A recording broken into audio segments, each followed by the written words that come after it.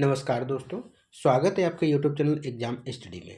इस वीडियो में हम बात करेंगे करंट अफेयर की। करंट अफेयर यानी कि 1 फरवरी 2023 से लेकर और 25 फरवरी 2024 तक का पूरा करंट अफेयर जो कि घटना चक्र की बुक आई हुई है, उसको हम यहाँ पे चैनल के माध्यम से आपको विस्तृत रूप से कराते हैं, जिसमें 1 ईयर का करंट अफेयर है। और ये करंट अफेयर आपके सभी एग्जाम्स के लिए बहुत ही महत्वपूर्ण है, क्योंकि जितने भी एग्जाम्स हैं उन सब में करंट अफेयर की भूमिका जो वर्तमान समय में है बहुत ही चल रही है।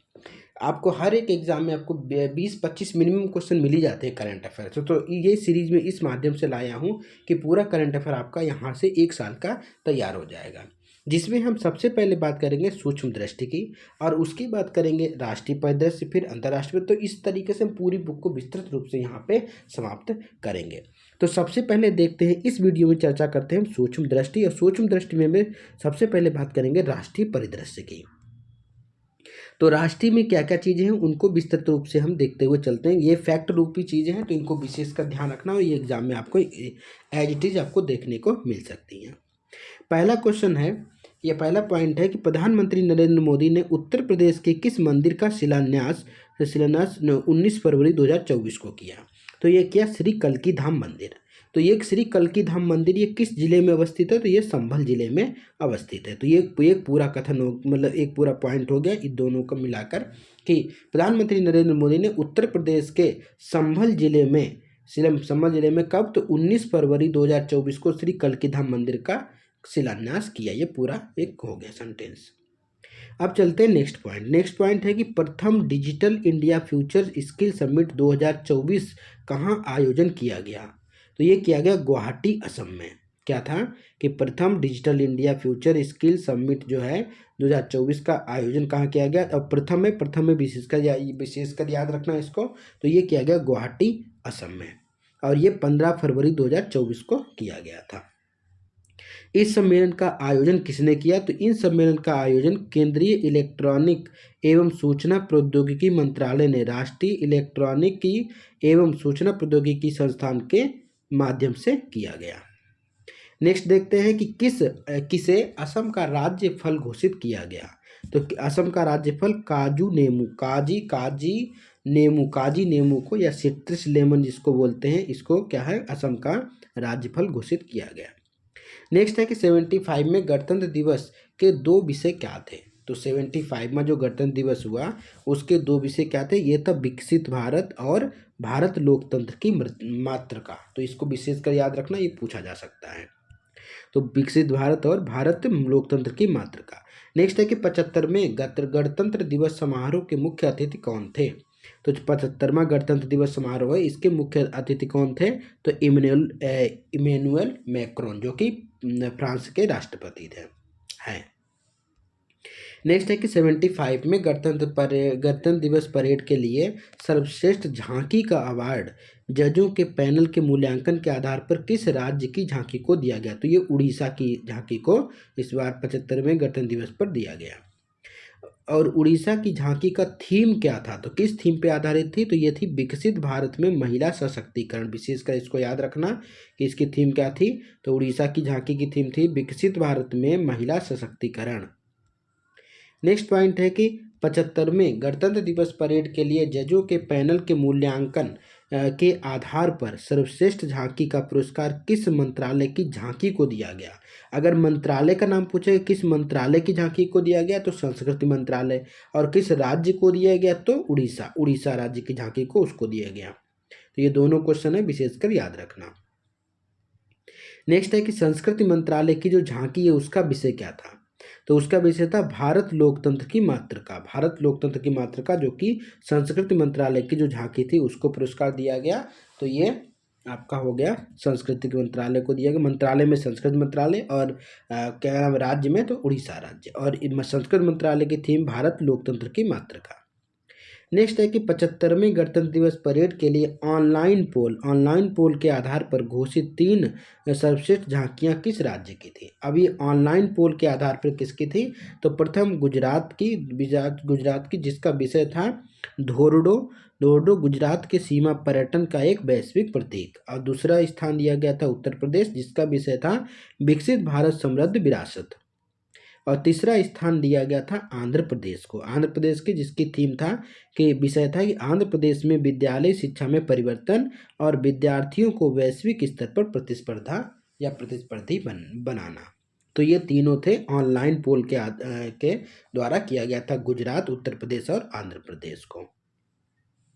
नेक्स्ट है कि हाल ही में चर्चा में रही और मूलतः आंध्र प्रदेश से संबंधित विश्व की सबसे छोटी कुंवड़ वाली गायों में से कौन है? तो ये है पुंगनूर गाय। पुंगनूर गाय जो कि क्या है, चर्चा में रही है, जो मूलतः आंध्र प्रदेश से संबंधित है और ये विश्व की सबसे छोटी कुंवड़ वाली गायों में से एक है, इसको याद रखना। नेक्स्ट बढ़ते हैं। देखो मैं यहाँ पे आराम आराम कर रहा हूँ जिसकी आपको चीज़ें को याद हो जाए यहाँ पे। नेक्स्ट है कि सामाजिक न्याय की प्रतिमा यानी कि स्टेचू ऑफ सोशल जस्टिस का अनावरण कहाँ किया गया? तो ये किया गया विजयवाड़ा, आंध्र प्रदेश में। क्या सामाजिक न्याय की प्रतिमा का अनावरण कहाँ किया गया? तो विजयवाड़ा, आंध्र प्रदेश में। अब ये किसकी प्रतिमा है? तो सामाजिक न्याय की प्रतिमा है डॉक्टर बी आर अम्बेडकर की। डॉक्टर बी आर अम्बेडकर की यह प्रतिमा है। सामाजिक न्याय की प्रतिमा कहाँ? तो विजयवाड़ा, आंध्र प्रदेश में। नेक्स्ट है कि राज्य स्टार्टअप रैंकिंग 2022। राज्य startup ranking 2022 state startup ranking 2022 में 1 करोड़ से अधिक जनसंख्या वाले राज्यों में सर्वश्रेष्ठ प्रदर्शनकर्ता कौन है? तो यह है गुजरात, फिर कर्नाटक, फिर केरल, फिर तमिलनाडु। तो क्या बोला है कि राज्य स्टार्टअप रैंकिंग में पहला नंबर गुजरात का, फिर कर्नाटक का, फिर केरल का, फिर तमिलनाडु का। ये चारों याद रखिए। कब की है? तो 2022, राज्य स्टार्टअप रैंकिंग 2022। अब ये श्रेणी ए राज्यों में नेतृत्वकर्ता किन्हें घोषित किया गया? तो ये आंध्र प्रदेश को घोषित किया गया, असम, मध्य प्रदेश, उत्तर प्रदेश और उत्तराखंड को। नेक्स्ट है कि अयोध्या में श्री राम जन्मभूमि में श्री राम लला की मूर्ति की प्राण प्रतिष्ठा का आयोजन कब किया गया था? तो ये 22 जनवरी 2024 को। तो श्री राम जन्मभूमि अयोध्या में जो मंदिर में श्री राम लला की मूर्ति का प्राण प्रतिष्ठा कब किया गया था? तो 22 जनवरी 2024 को। याद रखना, ये डेट महत्वपूर्ण है, पूछी जा सकती है। इसी संबंधित है कि अयोध्या में श्री राम जन्मभूमि का मंदिर का निर्माण किस पारंपरिक स्थापत्य कला शैली में किया गया? तो नागर शैली में किया गया। फिर तीसरा है कि श्री राम जन्मभूमि मंदिर के मुख्य वास्तुकार कौन थे? तो ये थे चंद्रकांत सोमपुरा। इसके क्या थे? मूर्ति के मंदिर के जो मंदिर के क्या वास्तुकार चंद्रकांत सोमपुरा। श्री राम जन्मभूमि मंदिर के का परिमाप यानी लंबाई, चौड़ाई, ऊंचाई कितनी है? तो श्री राम मंदिर के लंबाई कितनी है? तो 380 फीट, चौड़ाई 250 फीट और ऊंचाई 161 फीट। नेक्स्ट है कि भारत सरकार ने आयुष दीक्षा की आधारशिला कहाँ रखी थी? तो भारत सरकार ने आयुष दीक्षा की आधारशिला कहाँ रखी थी? तो केंद्रीय आयुर्वेद अनुसंधान संस्थान भुवनेश्वर में।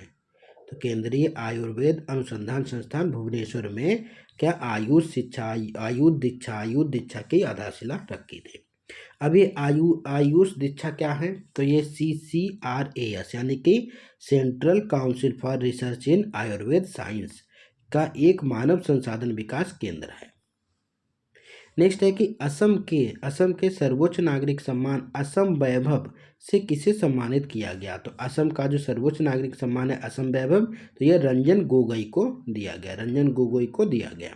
और कौन सा? तो असम वैभव याद रखना। नेक्स्ट है कि 15 जनवरी 2015 को भारत मौसम विज्ञान विभाग की स्थापना के कितने वर्ष पूरे हो गए? तो ये 150 वर्ष। कितना? तो 150 वर्ष पूरे हो गए 15 जनवरी 2025 को मौसम विज्ञान विभाग के 150 वर्ष पूरे हुए। कब? 15 जनवरी को। नेक्स्ट है कि भारत के सर्वाधिक लंबे समुद्री पुल का नाम क्या है? तो भारत के सर्वाधिक लंबे समुद्री पुल का नाम है अटल बिहारी वाजपेयी शिवड़ी न्हावा शेवा अटल सेतु, इसका पूरा नाम है। और इसको किस अन्य नाम से जाना जाता है? तो ये है मुंबई ट्रांस हार्बर लिंक के नाम से इसको जाना जाता है। और इस पुल की कुल लंबाई कितनी है? तो 21.8 किलोमीटर, यानी कि समुद्र में ये 16.5 किलोमीटर है। कुल लंबाई जो इसकी है 21.8 यानी 21.8 किलोमीटर। नेक्स्ट है कि वाइब्रेंट गुजरात वैश्विक शिखर सम्मेलन 2024 का आयोजन कब किया गया? तो ये 10 से 12 जनवरी को वाइब्रेंट गुजरात वैश्विक शिखर सम्मेलन का आयोजन किया गया। अब आप लोगों को कमेंट में बताना है कि ये किस नंबर का, यानी कि वाइब्रेंट गुजरात वैश्विक शिखर सम्मेलन जो है किस नंबर का ये सम्मेलन था, इसको आप लोग कमेंट करके बताइए। नेक्स्ट पॉइंट देखते हैं कि इस वर्ष 2024 में इसका संस्करण कौन सा था। देखो क्वेश्चन ही आ गया यहाँ पे, तो ये कौन सा संस्करण था? तो 10वां संस्करण था। 10वां संस्करण था जो वाइब्रेंट गुजरात हुआ, तो वो 10वां संस्करण है। नेक्स्ट है कि पश्चिम बंगाल सरकार ने किस दिन को राज्य दिवस यानी पश्चिम बंगाल स्थापना दिवस के रूप में मनाने हेतु अधिसूचना जारी की? तो 1 जनवरी 2024 को। और किस दिन? इस दिन था पोइला बैसाख यानी बंगाली नववर्ष का प्रथम दिन। कब? तो उसको बोलते हैं पोइला बैसाख, जो कि पश्चिम बंगाल सरकार का जो राज्य दिवस मनाया गया कब? 1 जनवरी 2024 को।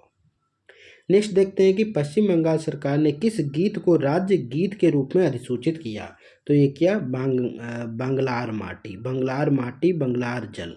रविन्द्रनाथ टैगोर द्वारा रचित है बंगलार माटी और बंगलार जल को क्या पश्चिम बंगाल ने अपना राज्य गीत घोषित किया। नेक्स्ट है कि इंडिया स्किल रिपोर्ट 2024 11वां संस्करण था, ये किसके द्वारा प्रकाशित की गई? तो इंडिया स्किल रिपोर्ट 2024 का प्रकाशन हुआ है वी वॉक्स के द्वारा किया गया है, और ये एक प्रतिभा मूल्यांकन एजेंसी है। इस रिपोर्ट के अनुसार कार्य के लिए सबसे पसंदीदा राज्य चुना गया केरल को। सबसे पसंदीदा स्किल इंडिया में कौन? तो केरल को। और समग्र युवा नियोजनीयता के लिए किसको कितना है? तो 51.25। ओवरऑल यंग क्या एम्प्लॉयबिलिटी कितनी है? 51.25%। सर्वाधिक रोजगार योग्य प्रतिभा उपलब्धता वाले राज्य, जहाँ पे सर्वाधिक रोजगार योग्य प्रतिभा उपलब्धता हरियाणा, महाराष्ट्र, आंध्र प्रदेश, उत्तर प्रदेश, तेलंगाना और तमिलनाडु। रोजगार योग्य युवाओं की सर्वाधिक संख्या किस राज्य में है? तो हरियाणा में 76.47%। तो रोजगार योग्य युवाओं की सर्वाधिक संख्या है हरियाणा में 76.47%। नेक्स्ट है कि न्यू पंडित दीनदयाल उपाध्याय जंक्शन से न्यू भावपुर जंक्शन खंड को किसने राष्ट्र को समर्पित किया? तो ये किया है प्रधानमंत्री नरेंद्र मोदी ने। कब किया? तो 18 दिसंबर 2023 को। क्या है? तो न्यू पंडित दीनदयाल उपाध्याय जंक्शन से न्यू भावपुर जंक्शन खंड को किसने राष्ट्र को समर्पित किया? तो प्रधानमंत्री नरेंद्र मोदी ने। और इस खंड की लंबाई कितनी है? तो 402 किलोमीटर। और ये किस कॉरिडोर का खंड है? तो ईस्टर्न डेडिकेटेड फ्रंट कॉरिडोर का ये एक खंड है। नेक्स्ट देखते हैं कि विश्व के सबसे बड़े कार्यालय भवन का उद्घाटन कहाँ किया गया? तो ये सूरत में किया गया। तो विश्व के सबसे बड़े कार्यालय भवन का उद्घाटन कहाँ किया गया? तो सूरत में। और इस कार्यालय भवन का नाम क्या है? तो सूरत डायमंड बोर्स इसका नाम है, याद रखना। नेक्स्ट है कि केंद्रीय मंत्रिमंडल ने किस हवाई अड्डे को अंतर्राष्ट्रीय विमानपत्तन घोषित किया? तो केंद्रीय मंत्रिमंडल ने किस हवाई अड्डे को अंतर्राष्ट्रीय विमानपत्तन घोषित किया? तो सूरत हवाई अड्डा, गुजरात का सूरत हवाई अड्डा, ये अंतर्राष्ट्रीय विमानपत्तन घोषित किया गया। कब किया गया? तो 15 दिसंबर 2023। इतना डेट इंपॉर्टेंट नहीं है, लेकिन फिर भी एक बार आप याद रखिए। नेक्स्ट है कि भारत का पहला पूर्णतः इंटीग्रेटेड स्कूल ऑफ सस्टेनेबिलिटी कहाँ लॉन्च किया गया? तो ये किया गया IIT कानपुर में। कोटक महिंद्रा बैंक और IIT कानपुर के साझेदारी से भारत का पहला पूर्णतः integrated school of sustainability launch किया गया। कब? तो 14 दिसंबर 2023 को लॉन्च किया गया था। किसके द्वारा? तो IIT कानपुर में किया गया, कोटक महिंद्रा और IIT कानपुर के साझेदारी से। नेक्स्ट है कि केस ऑफ क्यूरी घोटाले मामले में संलिप्तता के कारण किस सांसद को लोकसभा से अयोग्य घोषित किया गया?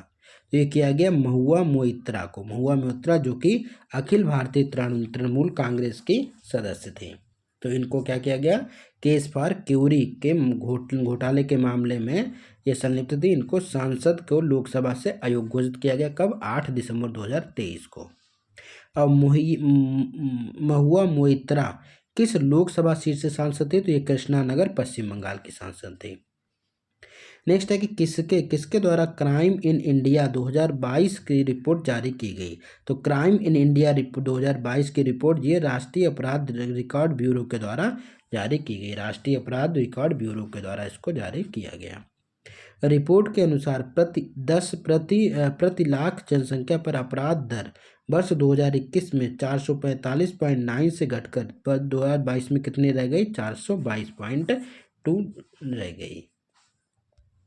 प्रति लाख जनसंख्या पर सबसे कम अपराध किस महानगर में दर्ज किए गए, तो ये कोलकाता में। तो प्रति लाख जनसंख्या पर सबसे कम अपराध कहाँ, तो कोलकाता में क्या है किए गए। नेक्स्ट देखते हैं कि विश्व के पहले पोर्टेबल अस्पताल का अनावरण कहाँ किया गया, तो ये किया गया गुरुग्राम हरियाणा में। विश्व के पहले पोर्टेबल हॉस्पिटल या पोर्टेबल जो अस्पताल का उद्घाटन गुरुग्राम हरियाणा में किया गया। इस अस्पताल का नाम क्या है, तो आरोग्य मैत्री एड क्यूब, आरोग्य मैत्री एड क्यूब इसका नाम था। और इसे किस परियोजना के तहत निर्मित किया गया, तो भीष्म परियोजना के तहत इसका निर्माण या निर्मित किया गया। नेक्स्ट है कि केंद्रीय मंत्रिमंडल ने विशेष रूप से संवेदनशील जनजातियों के लिए किस योजना को मंजूरी प्रदान की है, तो ये की है प्रधानमंत्री जनमन योजना को। कब किया गया, तो नवंबर 2023 में। प्रधानमंत्री जनमन योजना का विस्तार रूप क्या है, तो प्रधानमंत्री जनजातीय आदिवासी न्याय महाअभियान इसका पूर्ण नाम है। नेक्स्ट है कि द हम्प नामक द्वितीय विश्व युद्ध संग्रहालय का उद्घाटन कहाँ किया गया, तो ये किया गया पासीघाट अरुणाचल प्रदेश में। क्या बोला, द हम्प नामक द्वितीय विश्व युद्ध संग्रहालय का उद्घाटन कहाँ किया गया, तो पासीघाट अरुणाचल प्रदेश में किया गया। कब, तो 29 नवंबर 2023 को।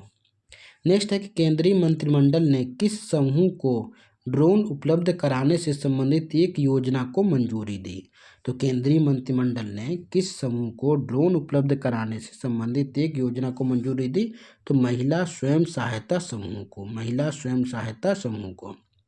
नेक्स्ट है कि 10,000 में जन औषधि केंद्र का उद्घाटन कहाँ किया गया, ये किया गया एम्स देवघर झारखंड में। तो 10,000 में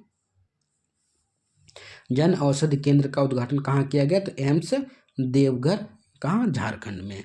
नेक्स्ट है कि आयुष्मान भारत हेल्थ और वेलनेस सेंटर का नाम बदलकर क्या कर दिया गया, तो ये कर दिया गया आयुष्मान आरोग्य मंदिर कर दिया गया। नेक्स्ट है कि काशी तमिल संगमम का दूसरा चरण कब आयोजित किया गया, तो ये किया गया 17 से 30 दिसंबर 2023 को। यह संगमम कहाँ होगा, तो वाराणसी उत्तर प्रदेश में। कब किया गया, 17 से 30 दिसंबर को। नेक्स्ट है कि गुजरात ने किस मछली को राज्य मछली घोषित किया गया, तो घोल मछली। पूछा जा सकता है घोल मछली जो है किस राज्य की राज्य मछली है, तो गुजरात की। कब किया गया, तो 21 नवंबर, डेट इंपॉर्टेंट नहीं है, लेकिन ये सिर्फ है घोल मछली कहाँ, तो गुजरात। नेक्स्ट है कि किस राज्य के रिस्पॉन्सिबल टूरिज्म मिशन को संयुक्त राष्ट्र विश्व पर्यटन संगठन WTO को ग्लोबल केस स्टडी लिस्ट में शामिल किया गया, तो केरल। तो किस राज्य के रिस्पॉन्सिबल टूरिज्म मिशन को संयुक्त राष्ट्र विश्व पर्यटन संगठन की ग्लोबल केस स्टडी लिस्ट में शामिल किया गया, तो केरल को। नेक्स्ट है कि विश्व के पहले 3D प्रिंटेड मंदिर का अनावरण कहाँ किया गया, तो सिद्धपेट तेलंगाना में। तो विश्व के पहले 3D प्रिंटेड मंदिर का अनावरण कहाँ, तो सिद्धिपेट तेलंगाना में। साथी पोर्टल किनके द्वारा लॉन्च किया गया, तो साथी पोर्टल केंद्रीय शिक्षा मंत्रालय और IIT कानपुर द्वारा। तो साथी पोर्टल केंद्रीय शिक्षा मंत्रालय और IIT कानपुर के द्वारा लॉन्च किया गया। साथी का पूर्ण रूप क्या है, तो self assessment test and help for entrance examination. तो साथी का पूर्ण रूप क्या है, तो self assistant test and help for entrance examination. Next है कि अग्नि पहल किस मंत्रालय द्वारा लॉन्च की गई, तो अग्नि पहल केंद्रीय आयुष मंत्रालय के द्वारा लॉन्च की गई। और अग्नि का तात्पर्य क्या है, तो आयुर्वेद ज्ञान नैपुण पहल इसका नाम है। नेक्स्ट है कि किस शहर से विकसित भारत संकल्प यात्रा का शुभारंभ किया गया, तो किस पहल से विकसित भारत संकल्प यात्रा का, तो खूंटी, कहाँ खूंटी, झारखंड से। तो विकसित भारत संकल्प यात्रा कहाँ शुरू की गई, खूंटी झारखंड से। नेक्स्ट है कि किस राज्य द्वारा हर बच्चे के लिए हर अधिकार अभियान लॉन्च किया गया, तो हर बच्चे के लिए हर अधिकार ये उत्तर प्रदेश ने लॉन्च किया। कब, तो 18 नवंबर 2023 को उत्तर प्रदेश के द्वारा हर बच्चे के लिए हर अधिकार पहल को लॉन्च किया। नेक्स्ट है कि city investment to innovate integrated and sustain 2 यानी सिटीज 2.0 चैलेंज कहाँ से लॉन्च किया गया, ये 16 नवंबर को किया गया नई दिल्ली से। क्या, city investment to innovate integrate and sustain 2.0, ये किया गया नई दिल्ली से लॉन्च। और सिटीज 2.0 का मुख्य उद्देश्य क्या है, तो एकीकृत अपशिष्ट प्रबंधन के साथ चक्रीय अर्थव्यवस्था को बढ़ावा देना, ये इसका मेन उद्देश्य है।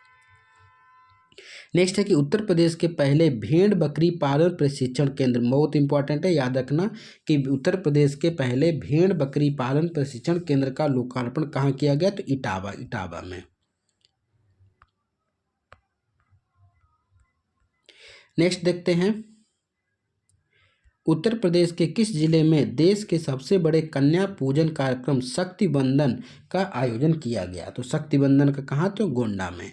और शक्ति बंधन क्या है, तो ये उत्तर प्रदेश के का सबसे बड़े, यानी देश का, ये उत्तर प्रदेश नहीं बल्कि देश के सबसे बड़े कन्या पूजन का कार्यक्रम था। शक्ति बंधन कहाँ किया गया, तो गोंडा उत्तर प्रदेश में।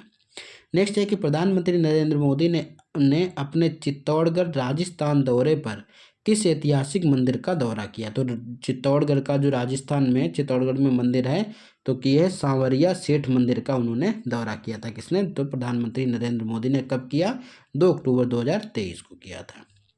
नेक्स्ट है कि ISO 2015 प्रमाणन प्राप्त करने वाला भारत का पहला महिला थाना कौन सा बना, तो ये भोपाल मध्य प्रदेश का थाना है, भोपाल में उसको भारत का पहला महिला थाना घोषित किया गया। उसको प्रमाण ISO 2015 प्रमाणन से प्रमाणित किया गया। नेक्स्ट है कि देश की पहली रैपिड लेन रेल सेवा का नाम क्या रखा गया, तो नमो भारत। तो रैपिडेक्स जो नाम था पहले, उसका नाम कर दिया गया नमो भारत। नेक्स्ट है कि राष्ट्रव्यापी ऑपरेशन चक्र 2.0 नामक अभियान किसने प्रारंभ किया, तो राष्ट्रव्यापी ऑपरेशन चक्र 2.2 किसने लॉन्च किया, तो केंद्रीय जांच ब्यूरो यानी कि CBI। आप लोगों को कमेंट बॉक्स में बताना है कि CBI प्रमुख वर्तमान में कौन है। नेक्स्ट है कि यह अभियान, इसी का है कि यह अभियान किसके खिलाफ प्रारंभ किया गया, तो संगठित साइबर अपराध के लिए, जो ये अपराध, ये जो है क्या, ऑपरेशन चक्र 2.0 CBI के द्वारा क्या संगठित साइबर अपराध के लिए यह प्रारंभ किया गया।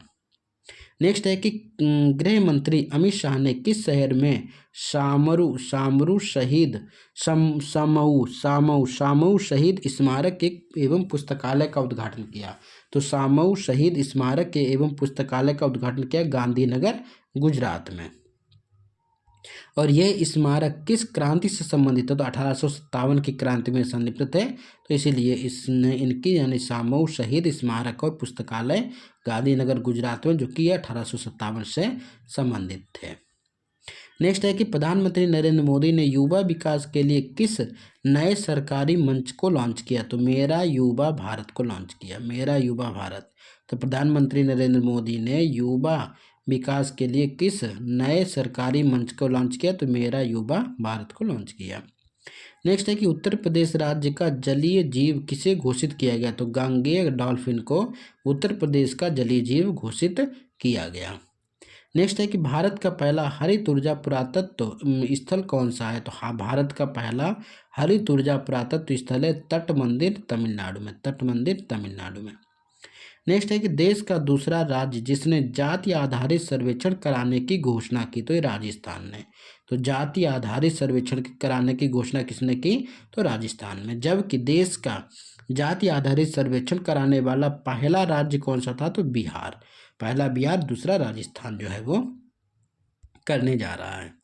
नेक्स्ट है कि भारत की सबसे बड़ी पंप भंडारण परियोजना की आधारशिला कहाँ रखी गई? तो नीमच मध्य प्रदेश में। क्या है?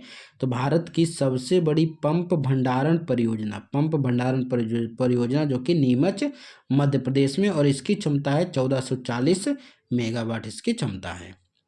नेक्स्ट है कि अक्टूबर 2023 में बाढ़ के कारण खबरों में रही दक्षिण लोहनक झील किस राज्य में अवस्थित है? तो ये सिक्किम में अवस्थित है। तो बाढ़ के कारण खबरों में रही दक्षिण लोहनक झील जो कि सिक्किम में अवस्थित है, सिक्किम की झील है, इसको याद रखना। नेक्स्ट है कि विजयपुर औरैया फूलपुर पाइपलाइन परियोजना को किसने राष्ट्र को समर्पित किया? तो ये क्या? प्रधानमंत्री नरेंद्र मोदी ने। क्या है? विजयपुर औरैया फूलपुर जो पाइपलाइन परियोजना है, ये 5 अक्टूबर को इसको राष्ट्र को समर्पित किया गया प्रधानमंत्री नरेंद्र मोदी के द्वारा। और यह परियोजना किन 2 राज्यों में है? तो मध्य प्रदेश और उत्तर प्रदेश की यह संयुक्त परियोजना है। नेक्स्ट है कि स्वच्छ भारत मिशन ग्रामीण चरण सेकेंड के तहत किस राज्य को 100% ODF प्लस का दर्जा दिया गया? तो ये दिया गया है उत्तर प्रदेश को। किसमें? तो ग्रामीण में। याद रखना कि उस स्वच्छ भारत मिशन ग्रामीण के चरण 2 के तहत किस राज्य को 100% ODF प्लस का दर्जा दिया गया? तो उत्तर प्रदेश को। नेक्स्ट है कि पहला नीलगिरी तहर दिवस कब मनाया गया? तो 7 अक्टूबर को। तो पहला नीलगिरी तहर दिवस कब मनाया गया? तो 7 अक्टूबर 2023 को। और नीलगिरी तहर किस राज्य का राजकीय पशु है? तो यह है तमिलनाडु का नीलगिरी तहर, जो कि एक तमिलनाडु का राज्य पशु है, राजकीय पशु है। और इसको 7 अक्टूबर 2023 को ये पहला नीलगिरी तहर दिवस मनाया गया। नेक्स्ट है कि पुराने संसद भवन को अब किस नाम से जाना जाएगा? तो ये संविधान सदन के रूप में जाना जाएगा। नेक्स्ट है कि आदि शंकराचार्य का स्टेचू ऑफ वननेस का अनावरण कहाँ किया गया? तो ये ओंकारेश्वर मध्य प्रदेश में। स्टेचू ऑफ वननेस किसका है? आदि शंकराचार्य का है। और आदि शंकराचार्य का कहाँ? तो ओंकारेश्वर मध्य प्रदेश में इसका अनावरण किया गया। नेक्स्ट देखते हैं कि सितंबर 2023 में किस पशु को खाद्य पशु के रूप में मान्यता दिया गया? तो मिथुन को। खाद्य पशु बहुत पूछा जाता है। तो सितंबर 2023 में किस पशु को खाद्य पशु के रूप में मान्यता दिया गया? तो मिथुन को। नेक्स्ट है कि केंद्र सरकार ने कारीगरों के लिए कौन सी योजना प्रारंभ की? तो विश्वकर्मा योजना प्रारंभ की। किसे? कारीगरों के लिए विश्वकर्मा योजना प्रारंभ की गई। नेक्स्ट है कि विश्व की सबसे बड़ी MICE सुविधाओं में से एक का प्रधानमंत्री नरेंद्र मोदी ने उद्घाटन किया। तो यशोभूमि का। तो विश्व की सबसे बड़ी MICE सुविधाओं में से एक का प्रधानमंत्री नरेंद्र मोदी ने उद्घाटन किया। तो यशोभूमि का। नेक्स्ट है कि MICE सुविधाओं का पूर्ण रूप क्या है? तो बैठकें, प्रोत्साहन, सम्मेलन और प्रदर्शन, यानी मीटिंग, M से मीटिंग, I से इंसेंटिव्स, कॉन्फ्रेंस और एग्जीबिशन। नेक्स्ट है कि प्रधानमंत्री नरेंद्र मोदी ने कहाँ एथिलीन क्रैकर परियोजना की आधारशिला रखी? याद रखना, एथिलीन क्रैकर परियोजना है ये कहाँ? बीना रिफाइनरी मध्य प्रदेश में। बीना रिफाइनरी मध्य प्रदेश में एथिलीन क्रैकर परियोजना की आधारशिला रखी गई प्रधानमंत्री नरेंद्र मोदी के द्वारा। नेक्स्ट है कि किस राज्य ने राज्य की पहली सेवा क्षेत्र नीति को मंजूरी प्रदान की? तो राज्य की पहली सेवा क्षेत्र नीति उत्तराखंड ने लॉन्च किया। नेक्स्ट है कि भारतीय सेना ने पूर्व सैनिकों और शहीदों के परिजनों के कल्याण के लिए कौन सा प्रोजेक्ट लॉन्च किया? तो भारतीय सेना ने पूर्व सैनिकों और शहीदों के परिजनों के कल्याण के लिए कौन सा प्रोजेक्ट नमन शुरू किया। प्रोजेक्ट नमन। नेक्स्ट है कि केंद्रीय मंत्रिमंडल ने उज्ज्वला योजना को किस वर्ष तक विस्तारित करने की मंजूरी दी? तो उज्ज्वला योजना को 2025-26 तक विस्तारित करने की मंजूरी दी। नेक्स्ट है कि स्वच्छ वायु सर्वेक्षण 2023 में राष्ट्रीय स्तर पर 10 लाख से अधिक की आबादी पर शीर्ष 3 शहर कौन से बने हैं? तो स्वच्छ वायु सर्वेक्षण 2023 के तहत राष्ट्रीय स्तर पर 10 लाख से अधिक आबादी पर 3 शहर, पहला इंदौर, दूसरा आगरा, तीसरा ठाणे। नेक्स्ट है कि केंद्र सरकार ने उधमपुर रेलवे स्टेशन का नाम बदलकर क्या रखने की मंजूरी दी? तो ये दी शहीद कैप्टन तुषार महाजन रेलवे स्टेशन। तो उधमपुर रेलवे स्टेशन का नाम बदलकर शहीद कैप्टन तुषार महाजन रेलवे स्टेशन की मंजूरी दी। नेक्स्ट है कि उत्तर प्रदेश ने किस नदी में जटायु क्रूज सेवा शुरू की? तो जटायु क्रूज सेवा सरयू नदी पर शुरू की गई। तो जटायु क्रूज सेवा कब शुरू की गई? तो सितंबर 2023 से। कौन सी नदी पे? तो सरयू नदी पे। नेक्स्ट है कि उत्तर प्रदेश का पहला ग्लास स्काई वॉक कहाँ बनाया जा रहा है? तो ये चित्रकूट में। तो उत्तर प्रदेश का पहला स्काई वॉक कहाँ बनाया जा रहा है? तो चित्रकूट में। नेक्स्ट है कि, और इस वीडियो का लास्ट है कि आयुष्मान भव अभियान का उद्घाटन कहाँ से किया गया? तो आयुष्मान भव अभियान का उद्घाटन गांधीनगर गुजरात से किया गया और आभासी यानी कि वर्चुअल रूप से इसका उद्घाटन किया गया आयुष्मान भव कब? 13 सितंबर 2023 को गांधीनगर गुजरात में। तो इस प्रकार से मैंने सूक्ष्म दृष्टि का पहला जो पॉइंट था राष्ट्रीय को विस्तृत रूप से समाप्त किया। यहाँ से आपको एक प्रश्न आपको हर एक एग्जाम में मिलने की संभावना बनी रहेगी। मिलते हैं नेक्स्ट वीडियो में। नेक्स्ट वीडियो हम बात करेंगे अंतर्राष्ट्रीय की। अंतर्राष्ट्रीय को हम विस्तृत रूप से देखेंगे, उसमें में भी हम इसी प्रकार से आपको हर एक पॉइंट को आराम आराम से बताते हुए चलेंगे। मिलते हैं नेक्स्ट वीडियो में, तब तक के लिए धन्यवाद, नमस्कार।